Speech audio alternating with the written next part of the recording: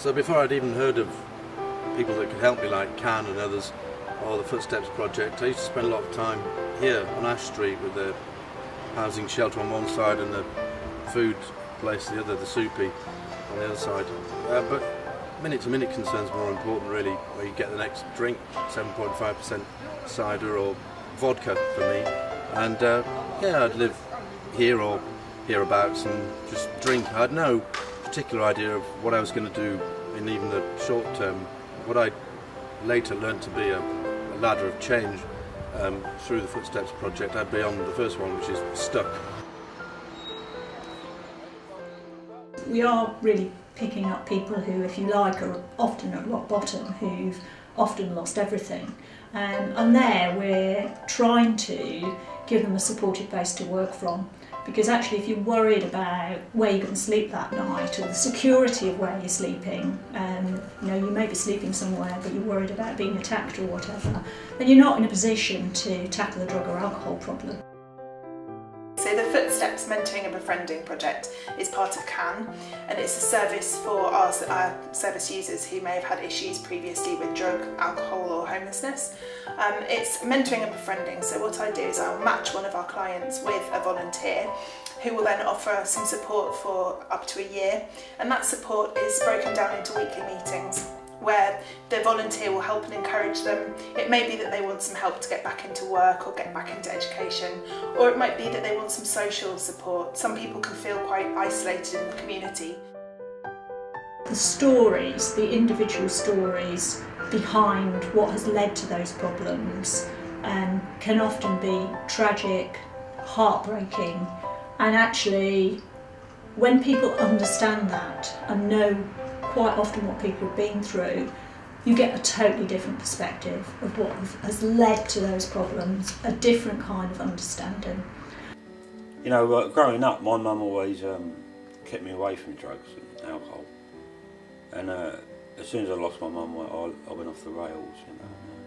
I did drugs for 20 years, and then I came up to Northampton in 2003 homeless after living in London for 12 years. And so I moved around a lot of drugs. In my past, I have had spells of depression. Through no choice of my own had, I was actually involved. I was drinking 24/7, and there was a period, I can't remember exactly how many months, but there was a period where I slept for 3 solid days.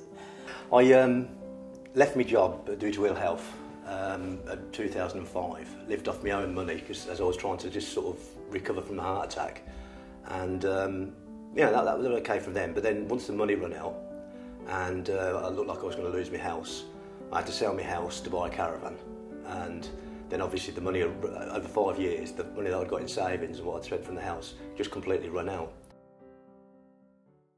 I've been a volunteer now for over 10 years, probably a bit longer than that. I'm an ex-drug addict myself. I've lived rough on the streets of London and Northampton for a number of years in the early 70s. I've been clean now, as I say, 15 years, and I've been thriving to help other people, to use my experiences, and I do have a desire to be an example to people today. Obviously, within this project, we are dealing with people who have found themselves in very difficult situations, and they want and are ready to make some positive changes, but they need some help. You knew that. I know that was. Okay, question 2. What is this multiple choice? What's the largest active volcano in Europe? Is it A, Mount Etna in Sicily?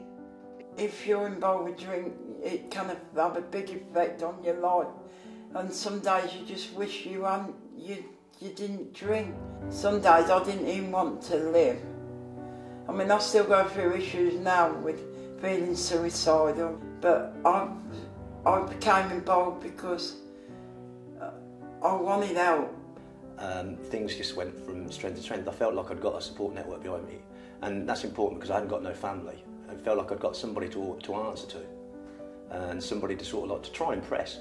You know, to somebody to sort of like glean, what's the word I'm looking for, praise from.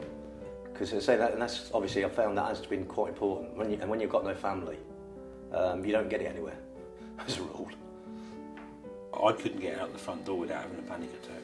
In fact, half the time I was having panic attacks in the flat, you know, so... And that just don't happen anymore, so...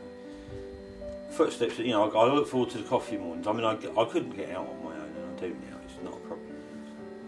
Yeah, you know, I do everything. There's nothing, the essential things I need to do, like food shopping, paying the bills, I couldn't do before. And I do all that with ease now, so... What do I do now? Well, I don't use drugs and alcohol anymore, I haven't for a while.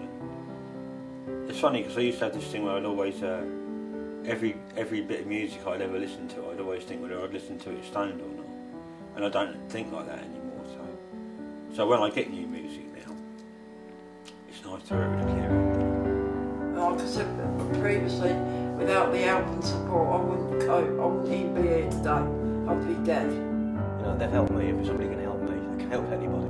Because I can be stubborn sometimes. Just try and keep an open mind and be positive about it. You've got to try, you know. Touching a lot of wood, I haven't had a drink for a couple of years, and that's down to a lot of help that I've had. It really is only due to the fact that there were others who could help me in the beginning and still. I still turn to them when I need help, people that can, and in the Footsteps project, I hope I can give something back.